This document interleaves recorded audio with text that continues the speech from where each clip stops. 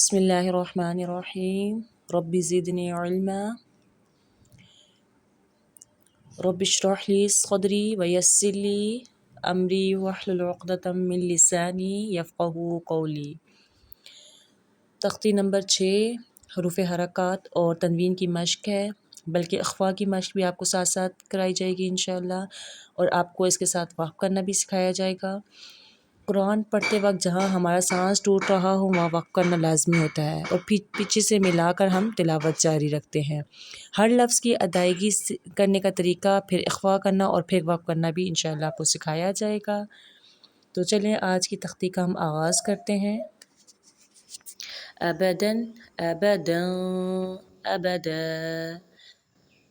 احد احد احد، اخذ اخذ، اذین اذین، امر امر، انا۔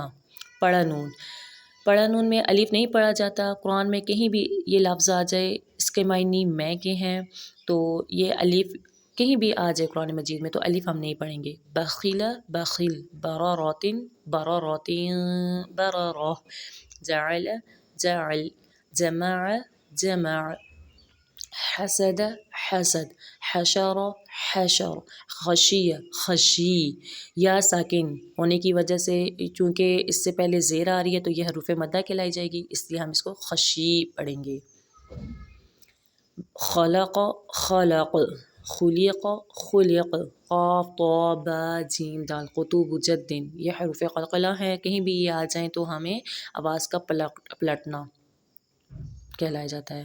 ذکر ذکر، رفع رفع، رقبۃ رقبۃ رقبہ، سرور سرور سرور، سفرات سفرات سفرہ، صحفا صحفا صحفا،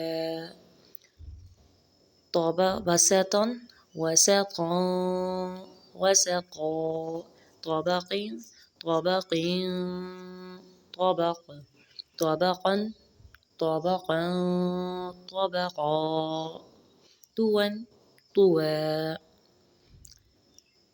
عبس عبس، عدل عدل، علاق علاق علق، عمد عمد عمد، عنبا عنبا عنبا،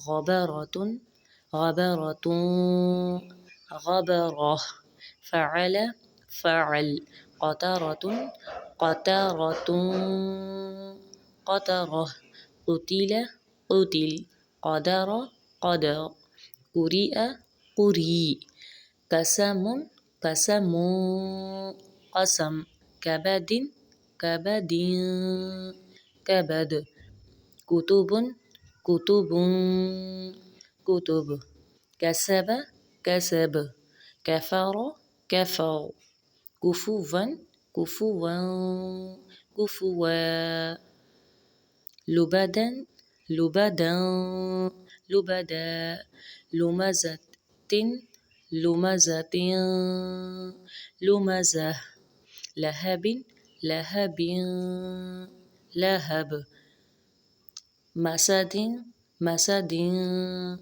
مسد، نخرة نخرة نخرة، وجد وجد، وسق وسق، وقب وقب، ولد ولد، وهب وهب، همزة همزة همزة، ہدى ہدى۔ وقف کی صورت میں حرکات 2 زبر 2 پیش ہوں تو سب ساکن ہو جائیں گی، جبکہ 2 زبر الف مدہ پڑھا جائے گا۔ آگے آپ کو مزید وضاحت سے بتاؤں گی، آپ جب حروف مدات شروع ہو جائیں گے تو آپ کو انشاءاللہ مزید وضاحت سے اس کو میں سکھایا جائے گا کہ یہ کیسے پڑھتے ہیں، ٹھیک ہے۔ تا جو کہ ہا کی شکل میں لکھی ہوتی ہے، وقف کی صورت میں ہا پڑھی جاتی ہے اور ساکن ہو جاتی ہے۔ خیرکم من تعلم القرآن وعلمہ، تم میں سے بہترین شخص وہ ہے جو خود بھی قرآن سیکھے اور دوسروں کو سکھائے۔ جزاکم اللہ خیراً۔